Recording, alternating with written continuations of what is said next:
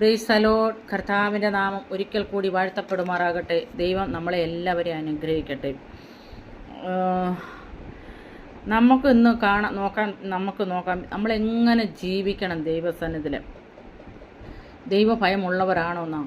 ദൈവഭയത്തോടെ നമ്മൾ ദൈവം തന്ന ആയുസ് അല്ലെങ്കിൽ ദൈവം തന്ന ജീവൻ ദൈവഭയത്തോടെ ജീവിക്കണം. മറ്റുള്ളവരെ നോക്കി അല്ല ജീവിക്കേണ്ടുന്നത്. അതിൽ നമ്മൾ ജീവിക്കണം വിശുദ്ധിയിലും വേർപാടിലും നമ്മൾ ജീവിക്കണം, അല്ലെങ്കിൽ നീതിയിൽ നമ്മൾ ജീവിക്കണമെന്ന് ഇവിടെ വ്യക്തമായി കാണാൻ കഴിയുന്നുണ്ട് തിരുവഴുത്തിൽ. കർത്താവിനെ കണ്ടുകൊണ്ട് ജീവിക്കണം, അല്ലെങ്കിൽ കർത്താവിനായിട്ട് ജീവിക്കണം. കർത്താവ് നമ്മൾ തന്ന ജീവൻ കർത്താവിനോട്ട് തന്നെ ജീവിക്കണം.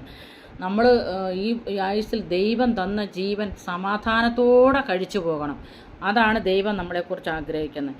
ദൈവത്തോട് നമ്മളെപ്പോഴും നന്ദിയുള്ളവരായിരിക്കണം. ജീവൻ വലുതാണ്, അതിന് ദൈവത്തിൻ്റെ കരുതലുണ്ട്. നാം മനസ്സിലാക്കിക്കൊണ്ട് ജീവിക്കണം.